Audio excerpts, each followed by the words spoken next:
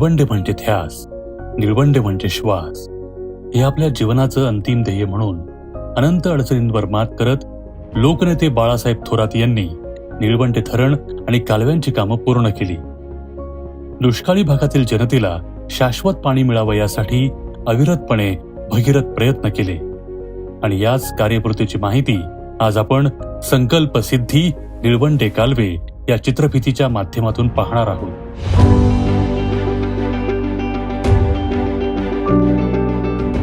1985च्या विधानसभा निवडणुकीत नामदार बाळासाहेब थोरात हे पाणी प्रश्नाचे उमेदवार म्हणून उभे राहिले. संगमनेर तालुक्याला भंडारदरा धरणाचं हक्काचं पाणी मिळवून देणं, निळवंडे धरण पूर्ण करणं, तालुक्यातील वाहणाऱ्या नद्यांवर केटीबीयर साठवण बंधारे बांधून पाणी अडवणं हे थोरात साहेबांचं मुख्य उद्दिष्ट होतं. या निवडणुकीत जनतेने नामदार थोरात साहेबांना प्रचंड मतांनी विजयी केलं. 1989 मध्ये भंडारदराचं हक्काचं पाणी मिळवण्यात साहेब यशस्वी झाले. मुळा, आढळा, माळुंगीसह तालुक्यातील विविध नद्यांवर केटीबीयर आणि सिमेंट बंधाऱ्याचं जाळं त्यांनी उभं केलं. धरणे आंदोलन, मोर्चे आणि विविध आंदोलनात तालुक्यातील जनता साहेबांच्या पाठीशी भक्कमपणे उभी राहिली. विषय बाकी होता तो निळवंडे धरणाचा. त्यासाठी साहेबांनी अथक प्रयत्न सुरू केले. शेवटी 1992 मध्ये धरणाचं काम सुरू करण्यात साहेबांना यश आलं. नामदार बाळासाहेब थोरात साहेबांनी निळवंडे धरणाच्या भूमिपूजनापासूनच सर्वांना विश्वासात घेत धरणासह कालवे पूर्ण करण्याचं उद्दिष्ट ठेवलं आणि कामाचा श्रीगणेशा केला.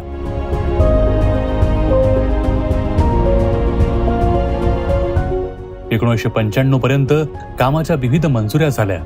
मात्र युतीचं सरकार सत्तेवर आलं आणि कामाची गती मंदावली. पुढे सुदैवानं 1999 साली युती सरकार गेलं आणि आघाडी सरकार सत्तेवर आलं. आपल्या कार्यकर्तृत्वाच्या जोरावर थोरात साहेबांना मंत्रिपद मिळणार हे निश्चितच होतं.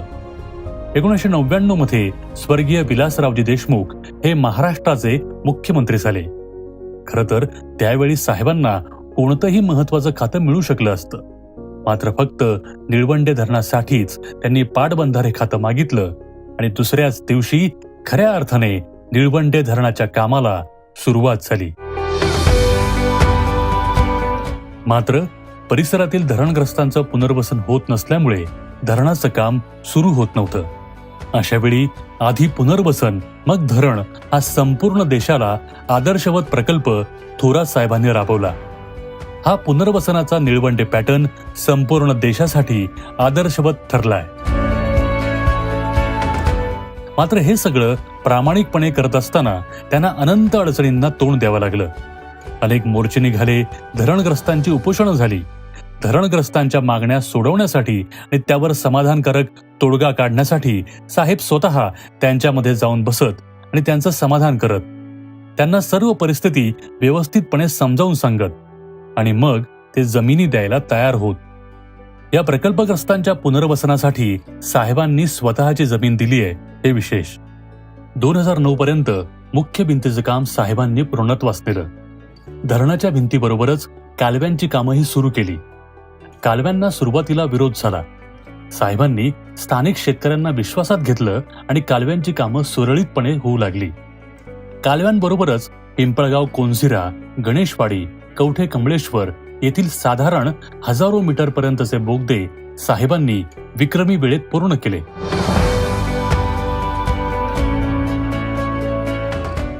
दोन 2014 पर्यंत साहेबांनी आपल्या मंत्रिपदाचा पूर्ण वापर निळवंडे धरण आणि कालव्यासाठी केला.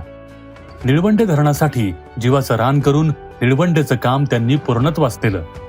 निळवंडे धरण आणि या कालव्यांनी संगमनेर तालुक्याचा दुष्काळ कसा हटणार आहे ते आपण पाहूया. आपण याबाबतची आकडेवारी पाहूया. यातून आपल्या असं लक्षात येईल की कोणत्या तालुक्याला अंदाजे किती पाणी मिळणार आहे किंवा कोणती गावं ही लाभ क्षेत्रामध्ये येणार आहेत. अकोले तालुक्यातील 24 गावं, संगमनेरमधील 80, कोपरगाव 11, राहाता 37, श्रीरामपूर 3 आणि सिन्नर तालुक्यातील 6 अशी एकूण 182 गावं निळवंडे धरणाच्या लाभ क्षेत्रामध्ये येतात. संगमनेरचाच विचार करायचा झाला तर उजव्या कालव्यात सुमारे 37 गावं आणि डाव्या कालव्या अंतर्गत 43 गावांचा समावेश झालाय. 2014 ते 2019 या काळात तत्कालीन राज्य सरकारने प्रस्ताव पाठवून बळीराजा योजनेतून केंद्राकडून निधी मंजूर करू असं सांगितलं. मात्र यात एकही रुपया मंजूर झाला नाही. बघता बघता 4 वर्ष गेली. खुद्द केंद्रीय मंत्री नामदार गडकरी साहेबांनी आपल्या भाषणात सांगितलं की ह्या धरणाचा केंद्राकडे कोणताही प्रस्ताव महाराष्ट्र शासनाने पाठवलेला नाहीये. जे निळवंडे धरण आहे ते बळीराजा योजनेत 112 धरणामध्ये मंजूर झालेलं आहे. पण ते मंजूर जरी झालं असलं तरी त्या धरणाकरता 98 प्रोजेक्ट पूर्ण झाले. पण महाराष्ट्र सरकारचा प्रस्ताव बरोबर पाठवला नाही. या 5 वर्षाच्या काळामध्ये कालव्यांची कामं अगदी धीम्या गतीनं सुरू होती. कंत्राटदार आणि कर्मचारी यांचं देणंही बाकी होतं. थोरात साहेबांनी निळवंडे पाट पाणी कृती समितीला बरोबर घेऊन वेळोवेळी आंदोलनं केली आणि सातत्याने पाठपुरावा करून सरकारला पुन्हा विचार करायला भाग पाडलं. 2019ची निवडणूक जवळ येऊ लागली.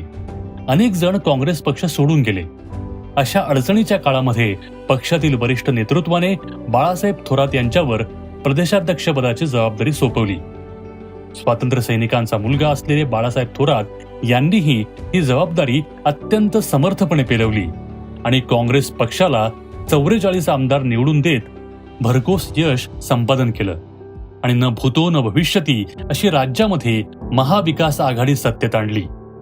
या महाविकास आघाडीचे खरे शिल्पकार काँग्रेसचे बाजीप्रभू नामदार बाळासाहेब थोरात साहेब हेच ठरले.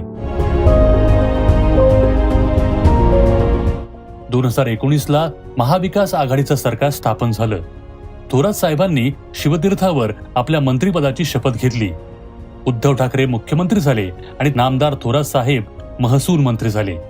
त्यांनी पहिल्याच दिवशी कालव्यांच्या बाबत मीटिंग घेऊन पुन्हा कालव्यांच्या कामांना गती दिली. मोठा भरीव निधी मंजूर करून घेतला. 5 वर्षात इथे फक्त 2च जेसीबी कार्यरत होते. इथे रात्रंदिवस 35 जेसीबी काम करू लागले. कामांना गती मिळाली आणि मोठ्या मोठ्या स्ट्रक्चरलला सुरुवात झाली. महाविकास आघाडी सरकारने विकास कामांचा धडाका सुरू केला. संपूर्ण राज्याबरोबरच संगमनेर तालुक्याचं रुपडं पालटू लागलं. साहेबांच्या एका सहीवर लाखो करोडो रुपयांचा निधी संगमनेर तालुक्यामध्ये येऊ लागला. राष्ट्रीय महामार्ग, उड्डाणपूल, पिण्याच्या पाण्याच्या पाईपलाईन्स, पाझर तलाव, विविध रस्ते सर्व काही अतिवेगानं होऊ लागलं. पण याच काळात कोरोनासारखं महाभयंकर संकट संपूर्ण जगासमोर उभं राहिलं. सर्व कामं ठप्प होऊ लागली आणि पुन्हा निळवंडे धरणाच्या कामाला खो लागेल की काय असं चित्र निर्माण झालं. मात्र नामदार साहेबांनी निळवंडेचं काम एकही दिवस बंद पडू दिलं नाही. कोरोना काळातही दर 15 दिवसाला अधिकाऱ्यांच्या समवेत बैठका घेऊन प्रत्यक्ष कामाची पाहणी सुरू ठेवली. मागेल तेवढा निधी उपलब्ध करून दिला आणि काम वेगानं सुरू ठेवलं. मोठमोठे बोगदे, जलसेतू, कॉन्क्रीट कालवे यांची कामं सुरू झाली.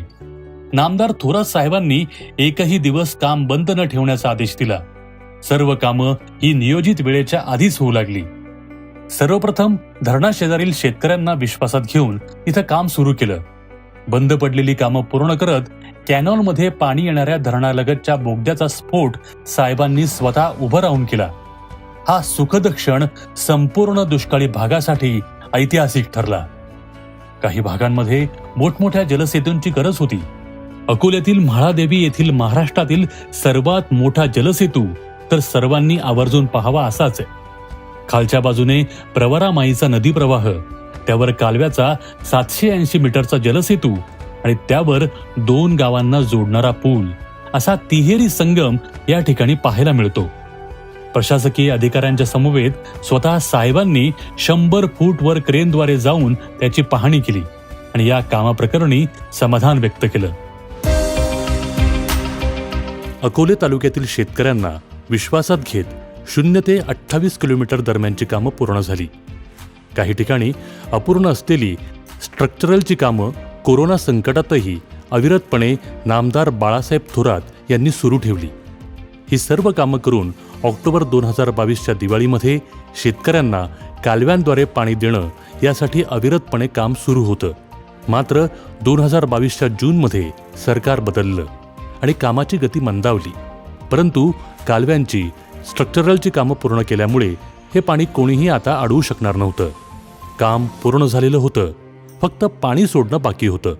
सरकार जरी बदललं तरी शेतकऱ्यांप्रती आणि निळवंडेप्रती असणारी आत्मीयता आणि यासाठी केलेलं काम यामुळे सतत तळमळ असलेले लोकनेते आमदार बाळासाहेब थोरात यांना या कामाची खडानखडा माहिती होती.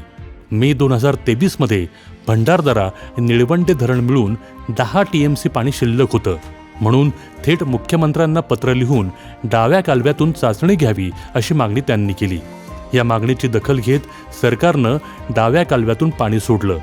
हे पाणी संगमनेरच्या दिशेने पुढे सरकत होतं आणि तो ऐतिहासिक दिवस जवळ आला. 4 जून 2023 रोजी पिंपळगाव कोंझेरा या बोगद्यातून निळवंडे धरणाचं पाणी कालव्यांद्वारे संगमनेर तालुक्यात दाखल झालं. हा तालुक्यासाठी सुवर्ण दिन ठरला. सर्वत्र झालेली विद्युत रोषणाई, फटाक्यांची आतिषबाजी, हरिनामाचा गजर, सुवासिनींनी केलेलं पाण्याचा औक्षण, फुलांचा वर्षाव या वातावरणामध्ये लोकनेते आमदार बाळासाहेब थोरात यांनी पाण्याचं पूजन केलं. आता पाणी कालव्यातून पुढे सरकत होतं. तालुक्यात आनंदाला उधाण आलं होतं.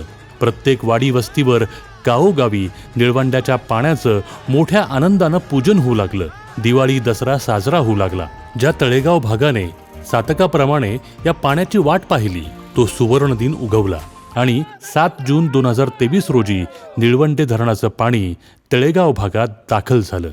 यावेळी 182 गावातील दुष्काळी जनतेनं मोठा उत्सव साजरा केला. सगळी लहान थोर मंडळी आनंदाने नाचू लागली. टाळ मृदुंगाच्या गजरात पाण्याचं स्वागत करण्यात आलं. अत्यंत जल्लोषमय आणि आनंदमय झालेल्या या वातावरणात या कालव्यांचे शिल्पकार नामदार बाळासाहेब थोरात व विविध मान्यवरांच्या उपस्थितीमध्ये तळेगाव दिघ्याजवळील निळवंडे येथे पाण्याचं पूजन करण्यात आलं. या अभूतपूर्व आणि ऐतिहासिक सोहळ्यामध्ये आमदार थोरात यांना गहिवरून आलं. त्यांनी अत्यंत कृतज्ञतापूर्वक निळवंडे कामात मदत करणारे माजी मंत्री मधुकरराव पिचड, धरण व कालव्यांमध्ये मदत करणारी सर्व मंडळी, शेतकरी बांधव, पुनर्वसित सर्व प्रकल्पग्रस्त, काम करणारे सर्व अधिकारी कर्मचारी या सर्वांच्या प्रती कृतज्ञता व्यक्त केली. जे पिढ्यानपिढ्या आपण स्वप्न पाहत होतो ते प्रत्यक्षात येण्याचा क्षण आहे. अविस्मरणीय अशा प्रकारचा क्षण हा. निळवंड्याचं पाणी आपल्या दुष्काळी भागातल्या शेतामध्ये जाणार आहे.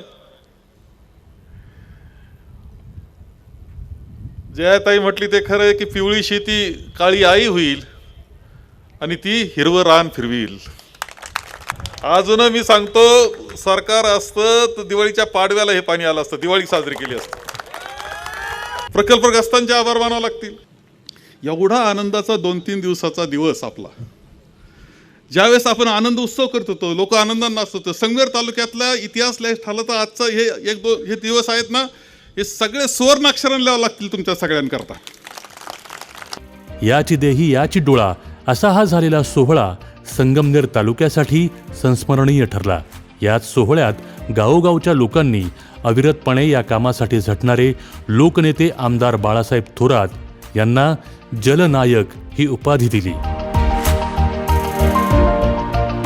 प्रत्येक अडथळ्यावर मात करून आमदार थोरात यांनी दुष्काळी जनतेच्या शेतात पाणी आणलं आणि हा सोन्याचा दिवस त्यांच्या जीवनासाठी आणि तालुक्यासाठी ऐतिहासिक ठरला. डाव्या कालव्यातून पाणी शेतात आलं, परंतु वितरिकांद्वारे प्रत्येक माणसाला पाणी मिळेल अशी व्यवस्था करावी लागेल असं सांगताना आमदार थोरात यांनी याबाबत तातडीने काम सुरू केलं. उजवा कालवा लवकरात लवकर पूर्ण व्हावा यासाठी सरकारकडे पाठपुरावा सुरू केला. त्या कालव्याचं कामही पूर्ण झालं आहे. चाचणीही घेण्यात येत आहे.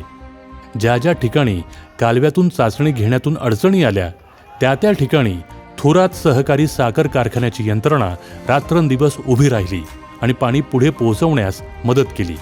संगमनेर तालुक्यात, जिल्ह्यात आणि राज्यात सातत्यानं गोरगरिबांच्या कल्याणासाठी काम करणारे पुरोगामी विचारांचे पाईक आणि काँग्रेसचे निष्ठावंत सैनिक असलेले आमदार बाळासाहेब थोरात हे महाराष्ट्राचे खरे लोकनेते ठरले आहेत.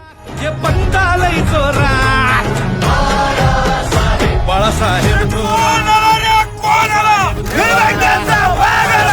थोरात निळवंडे धरण आणि कालव्यांच्या कामाचं काहींनी श्रेय घेण्याचा केविलवाणा प्रयत्न केला. मात्र जनता साधी भोळी जरी असली तरी काम करणाऱ्यावर प्रेम आणि विश्वास ठेवणारी आहे. संगमनेर तालुक्यातील, नगर जिल्ह्यातील आणि राज्यातील प्रत्येक लहान थोरास माहिती आहे की निळवंडे धरण आणि कालवे कोणी तयार केले आहेत. ते म्हणजे फक्त आणि फक्त जलनायक आमदार बाळासाहेब थोरात यांनीच. म्हणून कधी काळी दुष्काळी असलेल्या तब्बल 182 गावांच्या वतीनं त्या जलनायकाला त्रिवार सलाम आणि मनपूर्वक धन्यवाद. कालव्या कालव्यानं येईल दारी, निळवंड्याचं अडलेलं पाणी, हिरवी होतील शेत शिवार, होईल रान आबादानी.